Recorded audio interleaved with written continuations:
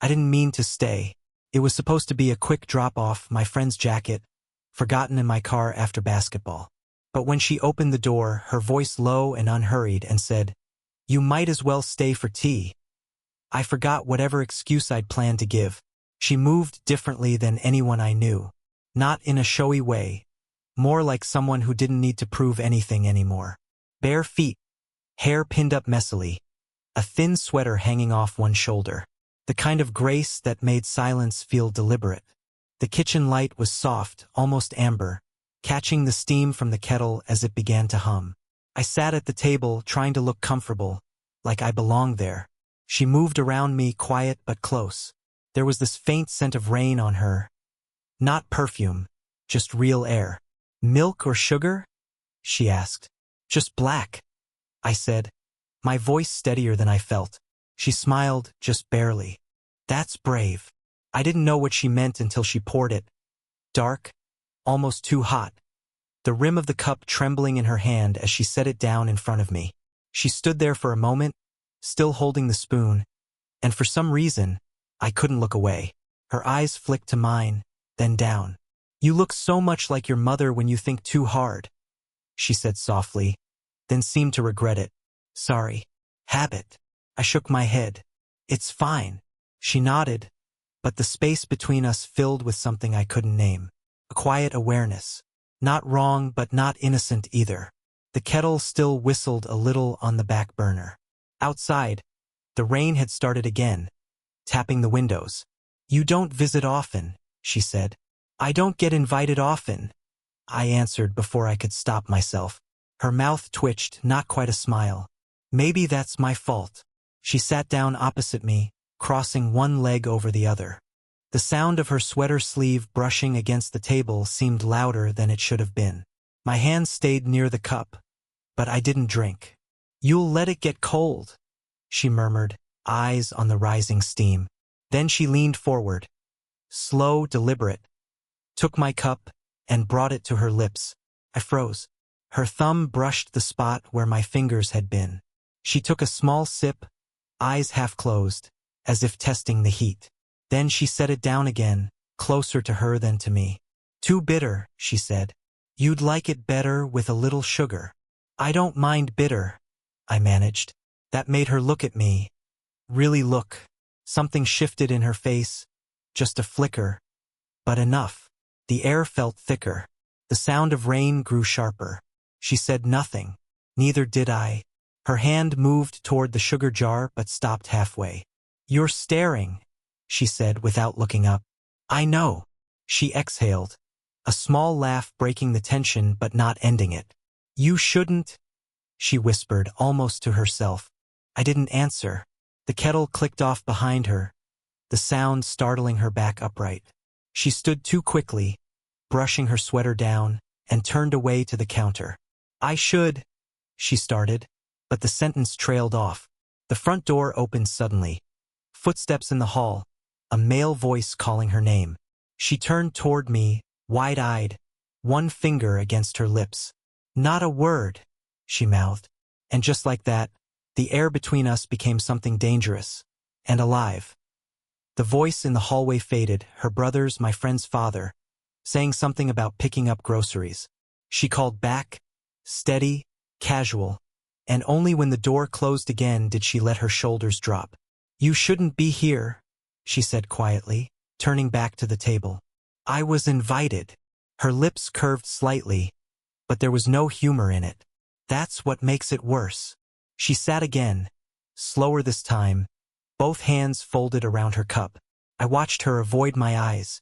There was a line between us now, invisible but real, and every word risked crossing it. I hadn't known her well growing up. Just flashes, her voice in the background when I came over as a kid, the smell of cinnamon from her kitchen, her laugh echoing down the hall. She'd been Aunt Claire. Then, though she wasn't anyone's real aunt, just family by friendship. Back then she seemed untouchable, married, distant. Now she was different, or maybe just alone. Her wedding ring was gone. The faint pale line on her finger was the only sign it had ever been there. "You still live alone?" I asked before thinking. "Still," she said. I got used to quiet. You either learn to love it or it eats you. I nodded, pretending I understood. But something in her tone, soft, tired, stuck with me.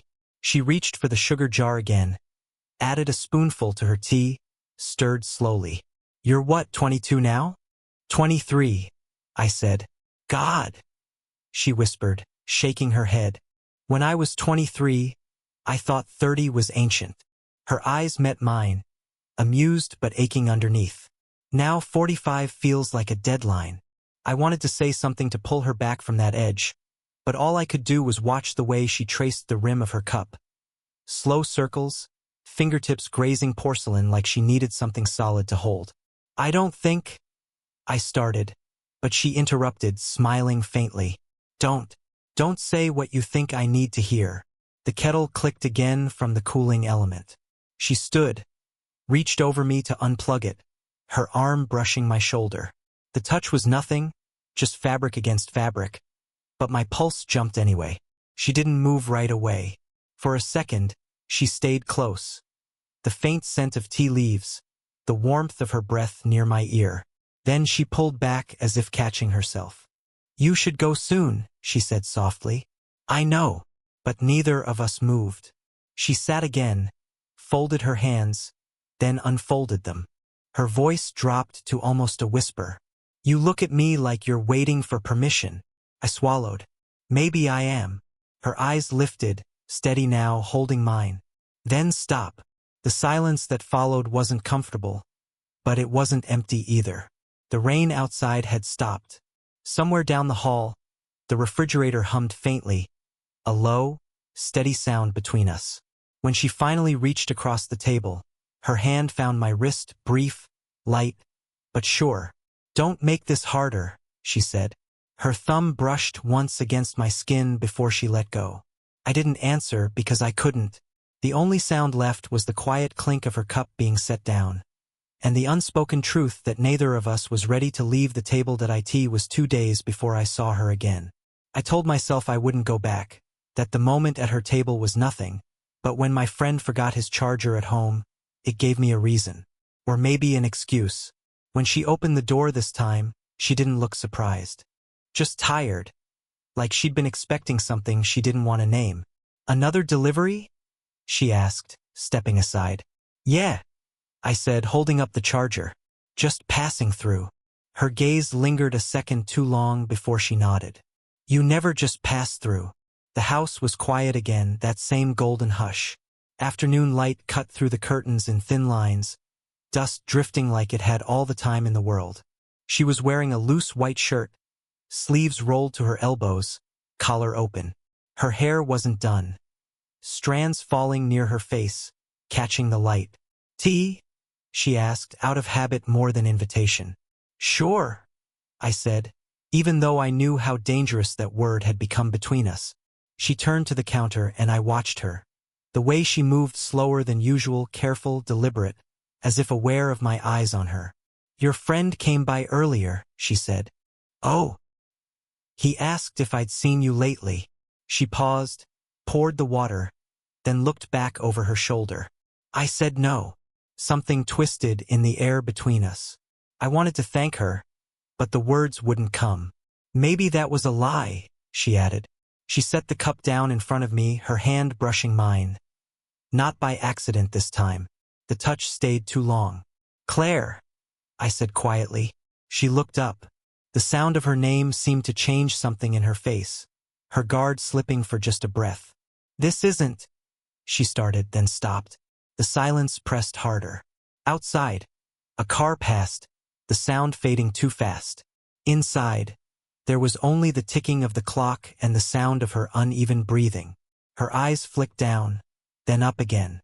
You don't know what you're doing. Maybe I do. She shook her head, almost smiling. You think wanting something makes it simple? She stepped closer. Not enough to touch, but enough that I could feel the heat from her skin. My pulse tripped over itself. Then came the knock, sharp, sudden. She flinched, her hand flying to my arm. We froze. Claire? A voice called. My friend. She looked at me, eyes wide. Her breath caught somewhere between fear and something else entirely. "I'll handle it," I whispered, but she didn't move away.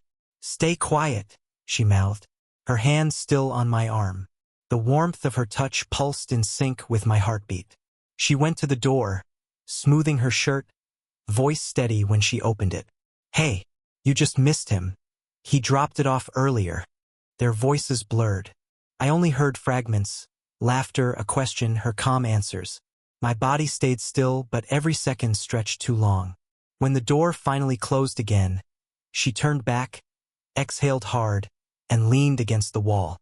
"That was close," I said. She nodded, laughing under her breath. "You shouldn't be here." "I know." Still, I moved toward her. Just one step, then another. Her hand came up, not to push me away, but to stop time itself. Her palm hovered near my chest. We were close enough to share the same breath. "Don't," she whispered, but her voice broke halfway through the word. Neither of us moved. The tea went cold again. The next time came at night. I wasn't supposed to be there, and she wasn't supposed to open the door, but both of us did what we shouldn't. She stood in the doorway in an oversized cardigan, hair unpinned, eyes soft and unsure. "You can't keep showing up like this," she said, but she didn't step aside. "I just wanted to make sure you were okay," I said. Her voice was almost a whisper. "And what would you do if I wasn't?" She turned away before I could answer, and I followed her inside. The house was dim, lit only by the small lamp on the counter. Everything looked different at night. Smaller, quieter, as if the walls were listening. "I heard you turned down that teaching offer," I said, trying to fill the silence. She froze halfway to the sink. "Your friend talks too much." I smiled. "You didn't deny it." She shrugged. "I didn't want to start over again. I'm tired of pretending I'm not." There was a crack in her voice she didn't mean to show. She reached for a glass, but her hand trembled slightly. I caught it before it fell. For a moment, she didn't pull away. "Don't," she whispered. "Then stop shaking," I said softly. Her breath hitched, not from fear, but from something she couldn't name. The air between us tightened. My thumb brushed against her knuckles. Her pulse fluttered beneath my fingers. "Why are you doing this?" she asked. "Because you keep letting me." She blinked once slowly. "That's not fair." "I know." I stepped closer, close enough that the cardigan brushed against my shirt, close enough to smell her. Faint soap, chamomile, the trace of wine. Her face tilted upward, barely, eyes flicking between my mouth and my eyes like she couldn't decide which was safer. "This can't happen," she said. "It already is." The words hung there, too heavy to take back. Her hand went to my chest, but it wasn't to push me away. It stayed there, open, trembling. "You don't understand what this would cost me." "Then tell me," I said. "Tell me to stop." Her lips parted, but nothing came out. I brushed a loose strand of hair from her face, fingertips grazing her cheek. Her breath caught, sharp and shallow. "Claire!" She closed her eyes, the sound of her name pulling something out of her. "Don't say it like that." "Like what?" "Like you mean it." I could feel her heartbeat through her hand. It wasn't steady. Neither was mine. She leaned in first, barely, almost imperceptibly. The kind of movement you only notice because everything else in the world goes still. The lamp flickered. Somewhere outside, a car door slammed, and the spell nearly broke. But she didn't move away. Her voice came out rough, small. "If you kiss me, I won't stop you." I didn't move. Neither did she. The air between us trembled, fragile and alive. One breath away from changing everything. She didn't kiss me. She stepped back instead. One breath, one heartbeat away, and something in her face shifted. "I can't," she said quietly. "Not now." I started to answer, but her phone buzzed on the counter. The sound cut through the stillness like glass breaking. She hesitated, glanced at the screen, then turned it face down. I caught the name before she did. Mark. Her ex-husband. "You still talk to him?" I asked before I could stop myself. Her jaw tightened. "He's not calling for me," She moved past me to the window, arms crossed. I could feel her withdrawal, like a door closing one hinge at a time. He checks in, she said finally. Sends messages. Sometimes drunk, sometimes not. I usually don't answer. But you still do, I said. That got her attention. She turned sharply, eyes narrowed, not angry, just exposed. You think I owe you an explanation? No, I said, softer now. I just thought you were done with him. She laughed once, but there was no humor in it. You don't stop being done with someone. You just get quieter about it. For a long moment, neither of us spoke. The rain had started again, light against the window, like the world was trying to soften what couldn't be softened. Then she said something I didn't expect. He knows about you. I blinked. What? Her hand went to her hair, pulling it loose again. He called 2 nights ago, asked if you'd been around. Said he saw your car. My stomach dropped. And I lied, she said. But I don't know why. The words hit harder than they should have. Not because of him, but because she'd thought about me enough to lie. I took a step closer. So he's watching you? Watching the house, maybe. He gets jealous of anything that moves near it. She looked down, hands shaking slightly. You shouldn't have come back tonight. And you shouldn't have opened the door, I said. Her eyes lifted, and the space between us grew charged again. That same current that kept pulling us back no matter how far we stepped away. She shook her head, voice low. You're too young to understand how fast things fall apart. I think you're just scared it already has, I said. She looked like she wanted to deny it, but didn't. Her hand brushed past me as she reached for the phone, her fingers grazing my arm. The touch was brief, but it burned. Then softer. If he comes by, you need to leave before he sees you. What about you?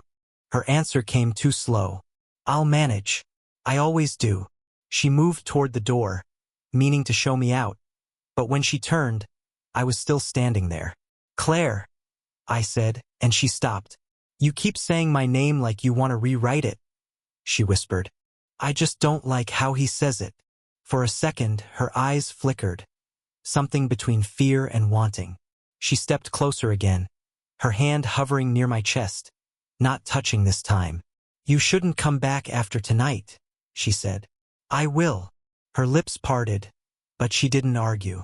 She didn't have to, because in that pause, in the space where neither of us moved, we both knew what was coming next. It was almost midnight when she called. No words at first, just the sound of her breathing through the receiver. Are you alone? She finally asked. Yes. A pause. Can you come? No explanations. No hesitation. When I reached her house, the lights were off except for the faint glow from the living room. She was sitting on the couch in that same cardigan, her bare feet tucked beneath her, a half-empty glass of wine on the table. I shouldn't have called, she said as soon as I stepped inside. But you did. Her eyes flicked up at me, tired and alive all at once. He came by earlier, your friend's father. He saw your car the other night. My chest tightened. Did he say anything? He didn't have to. She looked down at her hands. He knows. The words settled between us, heavy and final. So what now? I asked. She shook her head. Now we pretend it never happened. We pretend I didn't. She stopped herself. Didn't what? Didn't want you here, she said softly. The silence after that felt dangerous. I crossed the room before I could think, and she didn't move. You don't have to pretend, I said. Her laugh was quiet, almost broken. If I don't, everything else falls apart. Then let it. I said it before I could stop myself, but she didn't flinch. She just looked at me, long, steady, until her eyes began to gloss. You don't know what that means, she whispered. I know exactly what it means. I reached for her hand. She didn't pull back this time. Her fingers tightened around mine, desperate and trembling. You make me feel young, she said, voice shaking. And that terrifies me. I stepped closer, close enough that her breath brushed my chin. You make me feel seen, I said. Her eyes lifted, wet now, searching my face. You'll hate me for this someday. Maybe, but not tonight. The air thickened, every breath shared, every inch closing. My hand found her face, thumb tracing the edge of her jaw. She leaned into it before she could stop herself. Don't, she murmured, but her voice didn't mean it. Tell me to go, I said. She didn't. Instead, she reached up, fingers curling into my shirt, pulling me the smallest fraction closer. Her forehead rested against mine, both of us breathing the same uneven rhythm. I can't undo this, she whispered. Neither can I. Time stopped there, no sound, no rain, no rules left between us. She kissed me first. It wasn't perfect. It wasn't gentle. It was years of restraint breaking all at once. Regret and longing and something too real to name. When she pulled back, she kept her hand on my chest, grounding herself. Now you know, she said, voice low. I already did. She smiled then. Faint, tired, real. So did I. The rain had stopped sometime before dawn. The house was quiet, filled with that tender kind of silence that happens when everything dangerous has already been said. She sat by the window, legs tucked beneath her, watching the gray light stretch across the yard. Her hair was messy, her sweater pulled loosely around her shoulders. She looked peaceful and tired in a way that wasn't sad anymore. I walked in, unsure what to say. The air still carried traces of last night. The warmth of her touch, the scent of her skin, the weight of everything we finally stopped hiding from. You're awake, she said, not turning around. I didn't sleep much. Me neither. Her voice was steady now, the edges softer. She gestured toward the table. There's coffee. I made it strong. I poured 2 cups, set one beside her. She smiled faintly. Still no sugar? Still don't mind bitter. That made her laugh. Quiet, but real. Felt like forgiveness hiding inside the sound. We sat there, not touching at first, just sharing the same small space. The rain had washed everything outside clean, the air damp and new. Inside, nothing was perfect, but nothing was pretending anymore either. She finally looked at me, eyes searching but calm. We made a mess, didn't we? Yeah, I said. A beautiful one. Her lips curved, and for a moment, she just studied me. You're too young to talk like that. Maybe, I said. Or maybe I just mean it. She shook her head but didn't argue. Instead, she reached out, slow, deliberate, and took my hand. Her fingers fit around mine easily, like it had always been meant to happen eventually. I used to think getting older meant closing doors, she said. But maybe it's just learning which ones to leave open. Her thumb brushed across my knuckles, soft, grounding. I don't know what happens after this, she admitted. People will talk. Your friend might hate you. He might hate me more. Let them, I said. She smiled again, small but certain. You make things sound simple. I think they are when you stop running from them. We sat like that for a while, fingers intertwined, the silence between us no longer heavy. She leaned her head against my shoulder, not to start anything new, but to stay in the moment we'd already chosen. Outside, the world was waking up. Inside, we didn't rush it. After a while, she whispered, You should go before they start wondering. I will, I said, but neither of us moved. She tilted her face up, pressed a light kiss to my forehead, quiet, tender, final in the best kind of way. Don't forget this, she said. I couldn't if I tried. And as I left, her standing by the window, coffee cooling beside her, the morning felt different. Not an ending, just the kind of beginning that doesn't need to be said out loud. Did you enjoy the story? What kind of stories would you like to hear next?